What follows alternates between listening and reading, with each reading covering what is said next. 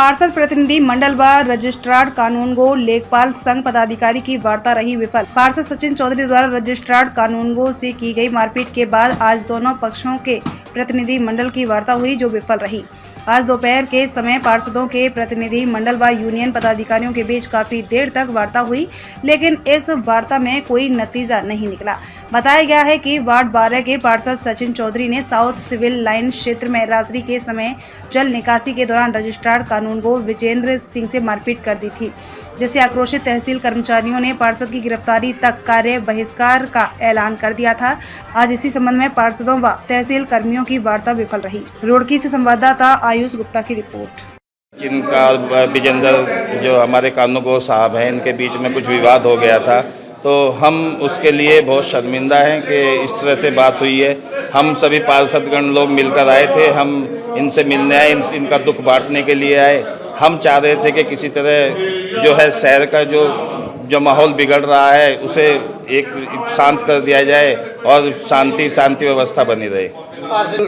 क्या है कि हम सचिन से कांटेक्ट करने की कोशिश कर रहे हैं, हमारा उससे कांटेक्ट नहीं बन पा रहा है, इस वजह से हमें लेट होने का कारण बन पाया। हम बहुत विजेंद्र भाई जो हैं वो हमारे बीच के हैं, हम बहुत पहले से उनसे परिचित है, वो बहुत अच्छे हमारे उन्होंने काम भी किए हैं, हमारा उनके बिना काम भी नहीं चलता। हम सब पार्षद लोग इनसे ही अपने काम कराते हैं, इनसे ये हमारे से कराते हैं, तो हमारा तो इनसे पारिवारिक रिश्ता है, लेकिन जो है बिगड़ गया। हम आज उसे समाधान करने के लिए आए थे।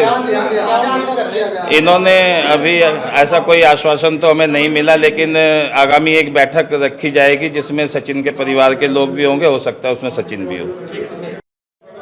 उस जो भी कुछ इस नगर के अंदर ये घटनाक्रम हुआ है प्राकृतिक आपदा के दौरान, और जो प्राकृतिक आपदा के दौरान जो घटनाक्रम हुआ है, इस घटना के अंदर जो भी कुछ हुआ, हम इसके लिए क्षमा प्रार्थी हैं।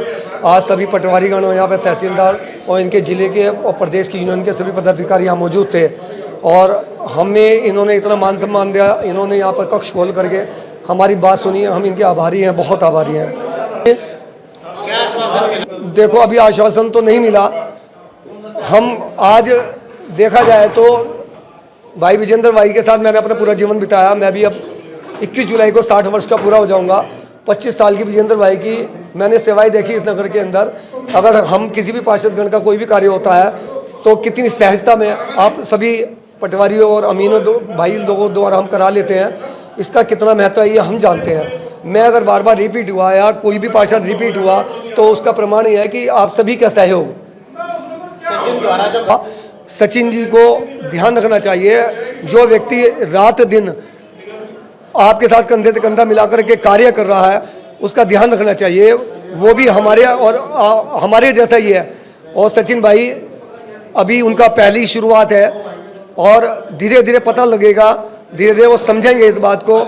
और उनके परिवार की तरफ से जो आवाज़ आई है वो भी हमारे पास कल आए थे, और आने के बाद तभी संभव हो पाया है कि हम यहाँ पर मीटिंग में बैठे हैं। मैं 2 दिन उसने कोई घटना की सचिन ने, तो मुझे इसका संज्ञान नहीं बिल्कुल भी, और जो ये घटना हुई है हम सभी पार्षदगण इसके लिए शर्मिंदा है। डीएम साहब से भी, क्योंकि डीएम साहब के नीचे सभी लोग आते हैं। डीएम साहब अगर हमारी प्रार्थना सुने, हमारे शहर के अंदर समन्वय बना रहे, हमारा प्रयास यही है सभी पार्षदों का अपने नगर के अंदर समन्वय बना के रखें। और क्योंकि ये लड़ाई एक दिन की है नहीं है, ये पूरे जीवन की है। इस तरह की प्राकृतिक आपदाएं पहले भी आई, अब भी आई है, और इससे हमेशा कर्मचारियों को और सभी पार्षदों को जूझना ही है। तो आपस में एक दूसरे का मान सम्मान करना, इनके परिवारों का, क्योंकि मैं जानता हूँ विजेंद्र भाई भी मेरे ख्याल से 55 साल के आसपास के होंगे। तो मैं फिर बार बार एक ही शब्द है कि हम किस तरीके से हम क्षमा प्रार्थी, हमें कब कैसे माफ़ किया जा सकता है। उनके परिवार के लोगों के साथ एक बार फिर इसी टेबल पर आएंगे, इसी टेबल पर बार बार बैठेंगे। जब तक इस समस्या का समाधान नहीं होगा तब तक हम इस प्रयास को करते रहेंगे। एक प्रतिनिधिमंडल आया है पार्षदों का, उनसे हमारी वार्ता हुई, बहुत अच्छी वार्ता है, सौहार्दपूर्ण वातावरण में वार्ता हुई। हमने भी उनसे उम्मीद रखी कि वो हमारा सहयोग करेंगे। हमने उनसे सिर्फ यही कहा है कि एक न्यायिक प्रक्रिया है, उस न्यायिक प्रक्रिया के तहत जो भी हो सकता है उस कार्रवाई में वो हमें सहयोग करें। उन्होंने भी हमें जो है इसका पूरा आश्वासन दिया कि हम उसका सहयोग करेंगे। हो सकता है वो उनके साथी हैं, वो भी पार्षद हैं, ये लोग भी पार्षद हैं, तो वो हो उनका प्रतिनिधि मंडल ही माना जाएगा उनको कि उनकी तरफ से वो बात करने के लिए आए थे। इस लड़ाई की कोई अंतिम छोर है या देखिए, सवाल इसका नहीं है कि आप मेरे मुंह पे एक तमाचा मार देते हैं। सवाल इसका नहीं है, एक आदमी के मुंह पे तमाचा नहीं है ये जो प्रशासन रात दिन आपदा से जूझ रहा है, जो लोग क्या कहते हैं एक एक कमर भर पानी में अपने परिवार को छोड़ के पूरी रात लगे हुए हैं, उनको खाना भी शायद कई बार नसीब नहीं हो रहा है, लेकिन वो लोगों को बचाने में लगे हुए हैं। उस प्रशासन के ऊपर तमाचा मारा गया है, और अगर प्रशासन पे ही तमाचा पड़ जाएगा तो काम करने वालों का हौसला कहाँ से रहेगा।